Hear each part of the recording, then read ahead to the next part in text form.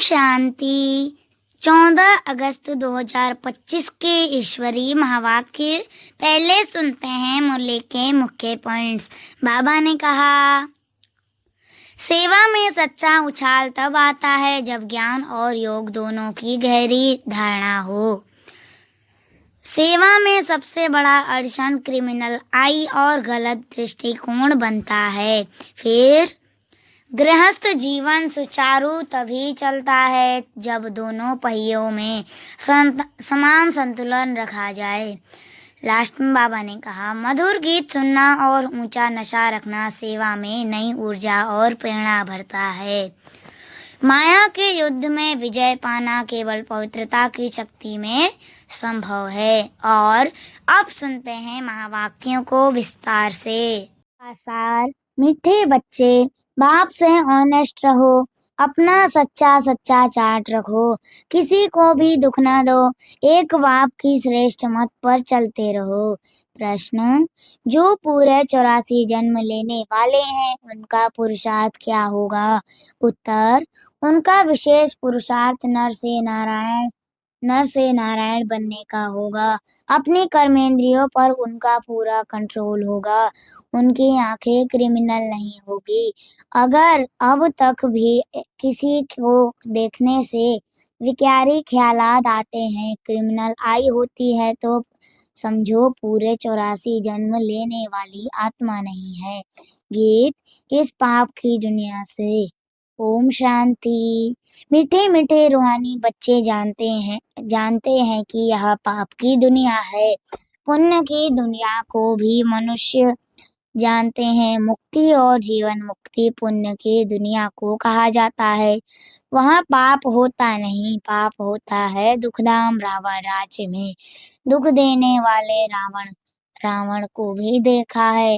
रावण कोई चीज नहीं है, फिर भी एफिजी जलाते हैं। बच्चे जानते हैं हम इस समय रावण राज्य में है, परंतु किनारा किया हुआ है। हम अभी पुरुषोत्तम संगम युग पर हैं। बच्चे जब यहाँ आते हैं तो बुद्धि में यह है, हम उस बाप के पास जाते हैं जो हमको मनुष्यों से देवता बनाते हैं, सुखधाम का मालिक बनाते हैं। सुखधाम का मालिक बनाने वाला कोई ब्रह्मा नहीं है, कोई भी देहधारी नहीं है। वह है ही शिव बाबा, जिसको देह नहीं है। देह तुमको भी नहीं थी, परंतु तुम फिर देह लेकर जन्म मरण में आते हो तो तुम समझते हो हम बेहद के बाप पास जाते हैं। वह हमको श्रेष्ठ मत देते हैं। तुम ऐसा पुरुषार्थ करने से स्वर्ग का मालिक बन सकेंगे। स्वर्ग को तो सब याद करते हैं, समझते हैं, नई दुनिया जरूर है, वह भी जरूर कोई स्थापन करने वाला है। नर्क भी कोई स्थापन करते हैं। तुम्हारा सुखधाम का पाठ कब पूरा होता है वह भी तुम जानते हो। फिर रावण राज्य में तुम दुखी होने लगते हो।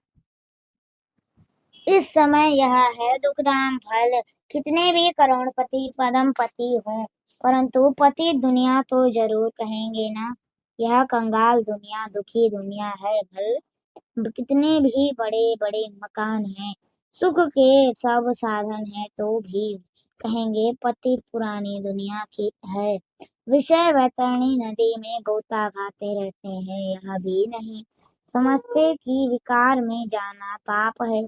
कहते हैं इसके बिगड़ सृष्टि वृत्ति को कैसे पाएगी। बुलाते भी हैं, हे भगवान, हे पतित पावन, आकर इस पतित दुनिया को पावन बना। आत्मा कहती है शरीर द्वारा आत्मा ही पतित बनी है, तब तो पुकारती है।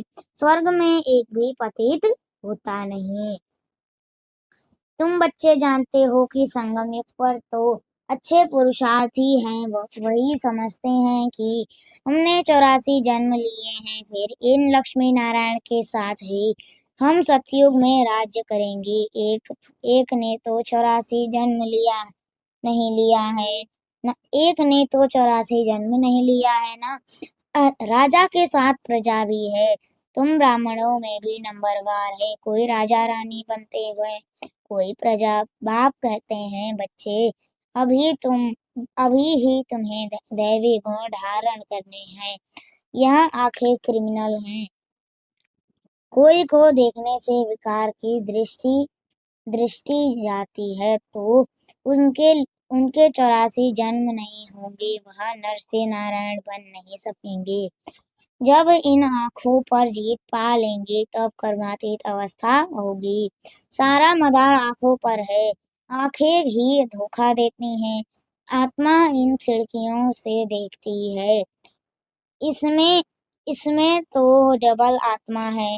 बाप की इन खिड़कियों से देख रहे हैं, हमारी भी दृष्टि आत्मा पर जाती है। बाप आत्मा को ही समझाते हैं, कहते हैं मैंने भी शरीर लिया है, तब बोल सकते हैं तुम जानते हो बाबा हमको सुख की दुनिया में ले जाते हैं। यह है रावण राज्य, तुमने इस पतित दुनिया से किनारा कर लिया है। कोई बहुत आगे बढ़ गए, कोई पिछाड़ी में हट गए। हर एक कहते भी हैं पार लगाओ। अब पार तो जाएंगे सतयुग में, परंतु वहाँ पद ऊंच पाना है तो पवित्र बनना है, मेहनत करनी है। मुख्य बात है बाप को याद करो तो विकर्म विनाश हो। यह है पहली सब्जेक्ट। तुम अभी जानते हो हम आत्मा एक्टर हैं। पहले पहले हम सुख धाम में आए, फिर अब दुख धाम में आए हैं। अब बाप फिर सुख धाम में ले जाने आए हैं। कहते हैं मुझे याद करो और पवित्र बनो, कोई को भी दुख देना दो।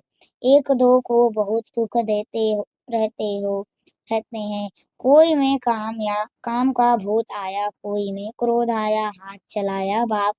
बाप कहेंगे यह तो दुख देने वाली पाप आत्मा है। पुण्य आत्मा कैसी कैसे बनेंगे? अब तक पाप करते रहते हैं, यह तो नाम बदनाम करते हैं। सब क्या कहेंगे? कहते हैं हमको भगवान पढ़ाते हैं। हम मनुष्य से देवता विश्व के मालिक बनते हैं। वह फिर ऐसे काम करते हैं क्या? इसलिए बाबा कहते हैं रोज रात में अपने को देखो, अगर सपूत बच्चे हैं तो चार्ट भेजें। भल कोई चार्ट लिखते हैं, परंतु साथ में यह लिखते नहीं कि हमने किसको दुख दिया। वाह, यह भूल की। याद करते रहे कि कर्म उल्टे करते रहे, यह भी ठीक नहीं। उल्टे कर्म करने तब हैं जब देह अभिमानपन करते हैं। यह चक्र कैसे फिरता है? यह तो बहुत सहज है। एक दिन में भी टीचर बन सकते हैं। बाप तुमको 84 का राज समझाते हैं, टीच करते हैं, फिर जाकर उस पर मनन करना है। हमने 84 जन्म कैसे लिए, उस सिखलाने वाले टीचर से दैवी गुण भी जास्ती धारण कर लेते हैं। बाबा सिद्ध कर बतला सकते हैं। दिखाते हैं बाबा, हमारा चार्ट देखो, हमने जरा भी किसको दुख नहीं दिया है। बाबा कहेंगे यह बच्चा तो बड़ा मीठा है, अच्छी खुशबू निकाल रहे हैं। टीचर बनना तो सेकंड का काम है।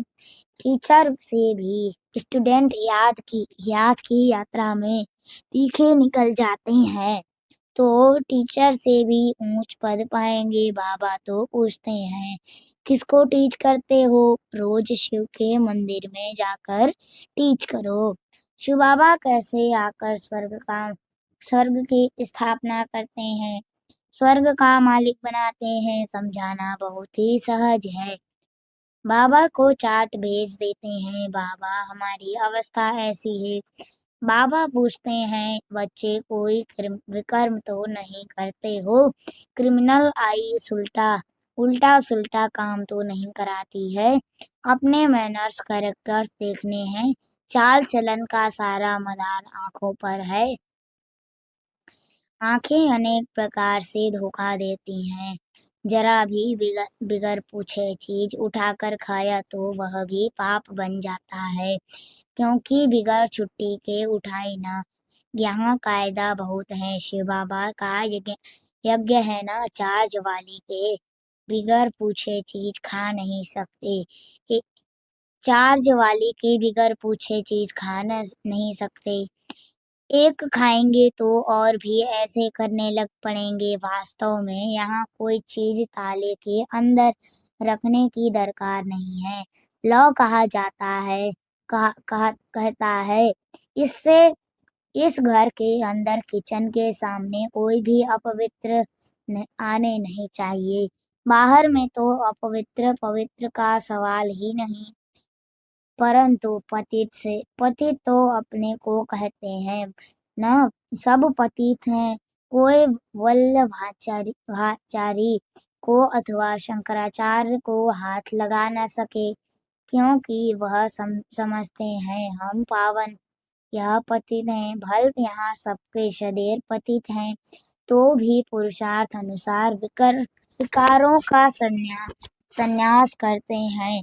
तो निर्विकारी के आगे विकारी मनुष्य माथा टेकते हैं। मनुष्य कहते हैं यह बड़ा स्वच्छ धर्मात्मा मनुष्य है। सतयुग में तो मलेच्छ होते नहीं, है ही पवित्र दुनिया। एक ही कैटेगरी है। तुम इस सारे राज को जानते हो। शुरू से लेकर सृष्टि के आदि मध्य अंत का राज बुद्धि में रहना चाहिए। हम सब कुछ जानते हैं, बाकी कुछ भी जानने का रहता ही नहीं। सरसता बाप को जाना, सूक्ष्म वतन को जाना, भविष्य मर्तबे को जाना, जिसके लिए ही पुरुषार्थ करते हो। फिर अगर चलन ऐसी हो जाती है तो ऊंच पद पा नहीं सकेंगे। किसको दुख देते विकार में जाते है या बुरी दृष्टि रखते हैं, तो यह भी पाप है। दृष्टि बदल जाए बड़ी मेहनत है। दृष्टि बहुत अच्छी चाहिए। आंखें देखती हैं, यह क्रोध करते हैं तो खुद भी लड़ पड़ते हैं। शिव बाबा में जरा भी लव नहीं, याद ही नहीं करते। बलिहारी शिव बाबा की है, बलिहारी गुरु आपकी, बलिहारी उस सदगुरु की जिसने गोविंद श्री कृष्ण का साक्षात्कार कराया। गुरु द्वारा तुम गोविंद बनते हो। साक्षात्कार से सिर्फ मुख मीठा नहीं होता। मीरा का मुख मीठा हुआ क्या? सचमुच स्वर्ग में तो गई नहीं। वह है भक्ति मार्ग। उनको स्वर्ग का सुख नहीं कहेंगे। गोविंद को गोविंद को सिर्फ देखना नहीं है, ऐसा बनना है। तुम यहाँ आए ही हो ऐसा बनने। यह नशा रहना चाहिए। हम उनके पास जाते हैं तो हमको ऐसा बनाते हैं। तो बाबा सबको यह राय देते हैं। चार्ट में यह भी लिखो, आंखों ने धोखा तो नहीं दिया, पाप तो नहीं किया। आंखें कोई ना कोई बात में धोखा जरूर देती हैं। आंखें बिल्कुल शीतल हो जानी चाहिए। अपने को अशरीरी समझो। यह कर्मातीत अवस्था पिछाड़ी में होगी। सो भी जब बाबा को अपना चार्ट भेज देंगे, भल धर्मराज के रजिस्टर में सब जमा हो जाता है ऑटोमेटिकली। परंतु जबकि बाप साकार में आए हैं तो कहते हैं साकार को मालूम पड़ना चाहिए, तो खबरदार करेंगे। क्रिमिनल आई अथवा देह अभिमान वाला होगा तो वायुमंडल को अशुद्ध कर देंगे। यहाँ बैठे भी बुद्धि योग बाहर चला जाता है। माया बहुत धोखा देती है। मन बहुत तूफानी है। कितनी मेहनत करनी पड़ती है। यह बनने के लिए बाबा के पास आते हैं। बाबा ज्ञान का श्रृंगार कराते हैं। बाबा ज्ञान का श्रृंगार कराते हैं। आत्मा को समझते हो। हम आत्मा ज्ञान से पवित्र होंगी, फिर शरीर भी पवित्र मिलेगा। आत्मा और शरीर दोनों पवित्र सतयुग में होते हैं। फिर आधा कल्प बाद रावण राज्य होता है। मनुष्य कहेंगे भगवान ने ऐसा क्यों किया? यह अनादि ड्रामा बना हुआ है। भगवान ने थोड़े ही कुछ किया, सतयुग में होता ही है। एक से देवी देवता धर्म कोई कोई कहते हैं ऐसे भगवान को हम याद ही क्यों करें, लेकिन तुम्हारा दूसरे धर्म से कोई मतलब नहीं। जो कांटे बने हैं वही आकर फूल बनेंगे। मनुष्य कहते हैं क्या भगवान सिर्फ भारतवासियों को ही स्वर्ग में ले जाएंगे? हम मानेंगे नहीं, भगवान को भी दो आंखें हैं क्या? परंतु यह तो ड्रामा बना हुआ है। सब स्वर्ग में आए तो फिर अनेक धर्मों का पाठ कैसे चले?